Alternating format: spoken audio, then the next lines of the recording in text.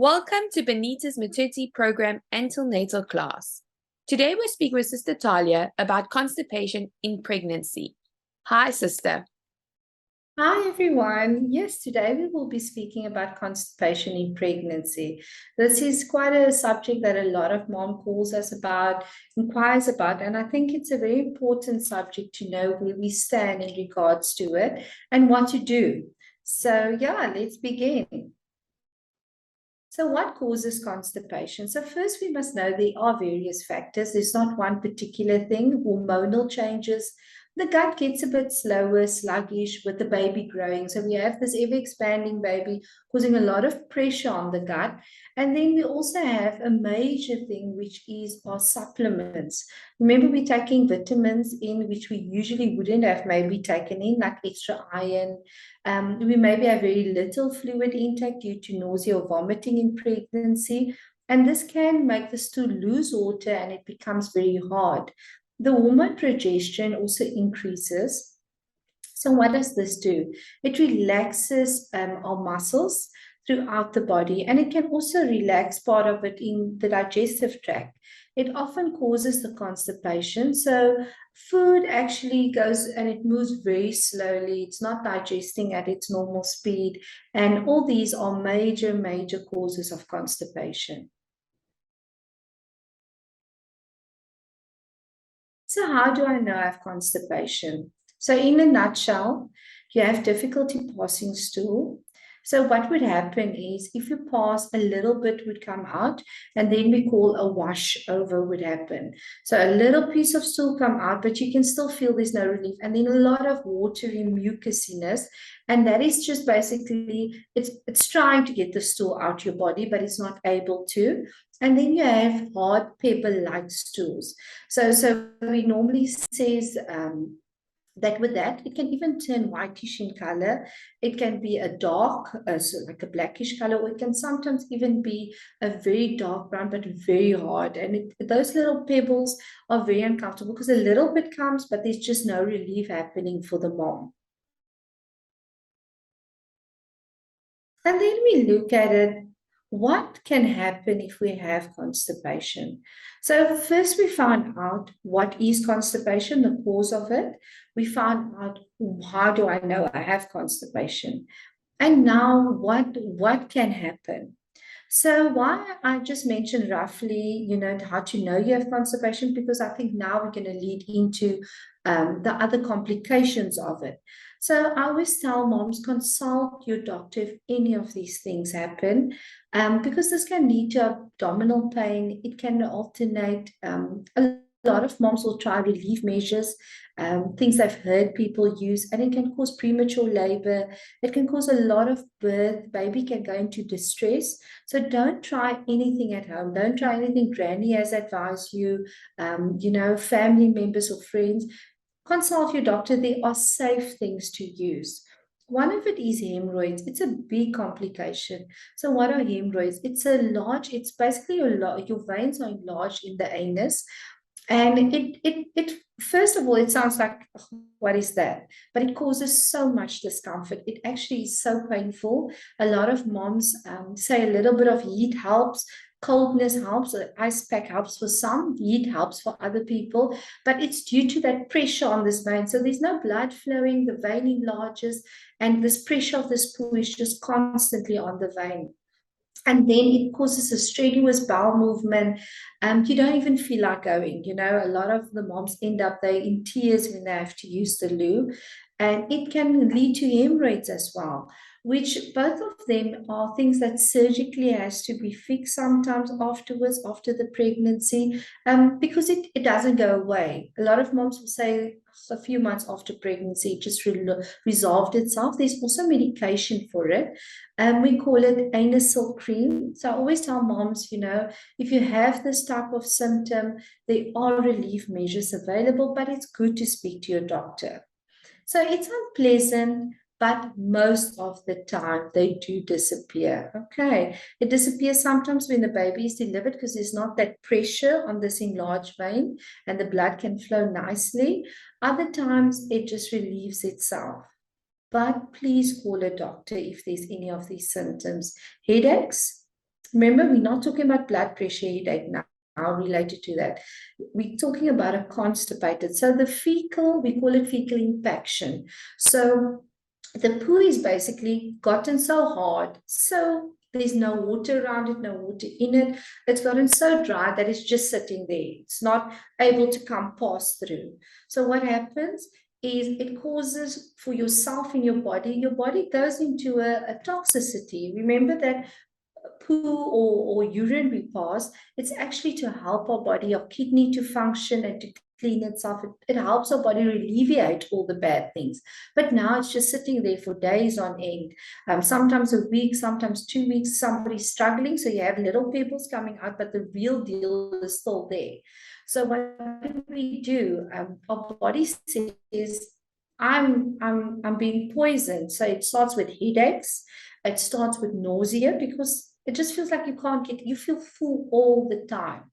You actually feel like you've just eaten, but you've not eaten at all. And it can sometimes lead to vomiting as well.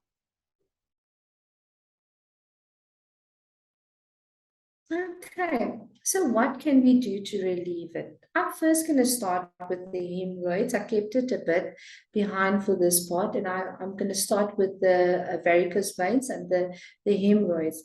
So what I always say to people is what you can do to relieve it is good old-fashioned salt water bath. It helps for the swelling in the anus of that enlarged vein. It helps for the pain of the hemorrhoids as well. So you take about 2 tablespoons of salt water, put it in a nice warm bath, a tolerable warm bath, and you relax in there for at least 15 minutes. Afterwards, we have creams, and here we're not brand specific, but I have to say a few names, for example, like Anisil cream.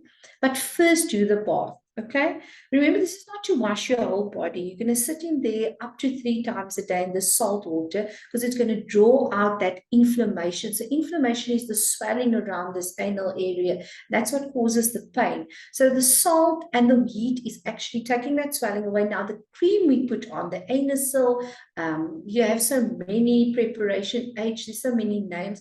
If you put that on, now it effectively penetrates through and it starts giving you pain relief. It's like a local anesthetic or a local, it's kind of to numb that area.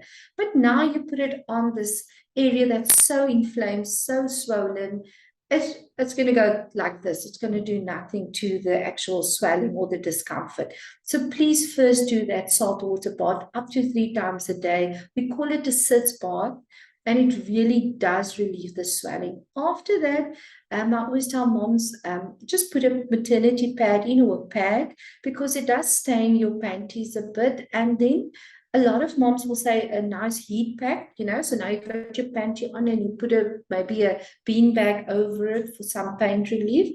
Other moms have told me that, sister, what helps me a lot is when I actually put a cold pack on. So those are when the cold and hot pack comes into play. So now we also need to relieve the constipation. How do we avoid it? Avoidance is probably the best option.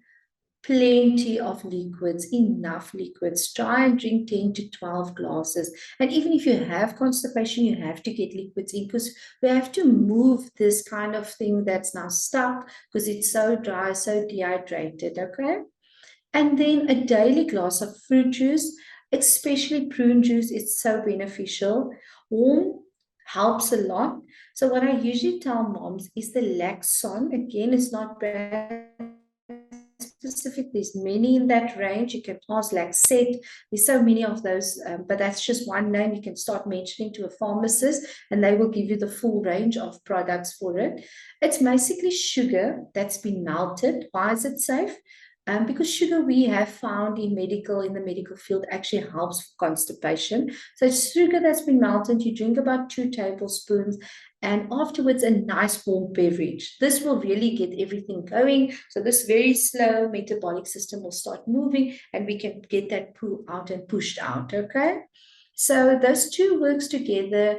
It's safe to use in pregnancy. It's even safe for your new baby when baby comes, the Laxon syrup and the Laxate. But obviously the dosage will be on the pack or on the bottle. It's a bottle of liquid. And you can see exactly how much you should use and how much your child should use. So we also say that moving around. So when it's nice and warm, move.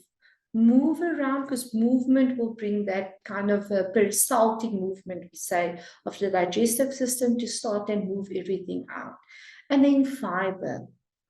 Our fiber is a big thing we hear, but what is fiber? We know it's whole grains, but what is whole grains? So whole grains will start by your wheat bix.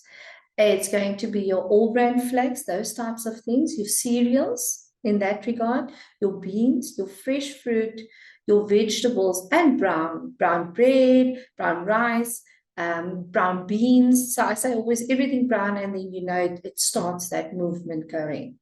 Regular exercise, as I mentioned earlier. But now I'm pregnant, sister, what can I do? You can walk, slow walks, yoga, slow and steady things in yoga, not too intense. You can do the stationary bike movement, and swimming. Those are all safe things to do. And please, number 4 is very important. Go when you need to go. Pay attention to what your body is telling you. So in the pediatric ward, we always have this issue, but I know with us as well as adults, kids become constipated in adults because they don't listen to the urge of their body. So when you have that urge to go and you keep it because you may be, a bit embarrassed, you're at work, you anywhere that's a bit embarrassing, that urge goes away. So that urge starts not really reflecting the true nature of going. So by the time you have the opportunity to go, that urge is not there to push that poo out. And then you also will find you're becoming more and more constipated and often becoming constipated. So I always say, attempt a different prenatal vitamin. If that supplement is too high in iron and you don't have an iron deficiency, for instance, and you constantly being, stuck with constipation, please try and use a different supplement. There is some with a bit less in. Mention it to your doctor. It's always good to go through your doctor so you're not over-vitamining yourself or overcompensating, and because those things can be toxic for you if you take too much of a vitamin in as well. So I've mentioned to you the hemorrhoid relief. I started off with that because I know moms complain of how uncomfortable and painful it is. And I mean, it's really debilitating to have to go and work for a day and you have this constant pain. And then attempting a stool softener, as I mentioned before. Laxon was one of it. And we even have suppository called the glycerine suppository for adults that you can attempt, but that will be your last resort. Remember, you're pregnant. Say now you're 30 weeks or 20 weeks or 15 weeks. We don't really want to start contractions. So if you use anything that is not safe in pregnancy, like you heard the old castor oil, we've had a lot of babies that actually had fetal distress while they're in mommy's tummy, premature births because of it. And we've had babies that actually landed up for a very long time in ICU of moms that took those measures. So please, whatever you use to soften your stools, it has to be prescribed in terms of not always just on a prescription, like Laxon you can get over the counter, but prescribed in terms of your doctor has said to you, this is safe. Okay, this will not cause cramping, which can start contractions. And after the contractions, we sit with the premature baby in ICU for weeks on end. So yeah, those are all measures, but glycerin will be your last resort if none of the others are working. So that's just a bit about constipation. And what I usually say to moms is please, please consult your midwife, consult your doctor. Please don't use anything you should not be using, and make sure everything you do use is safe. But movement is key, hydration is key, and most of all, your comfort is that you eat enough things that actually gets everything going.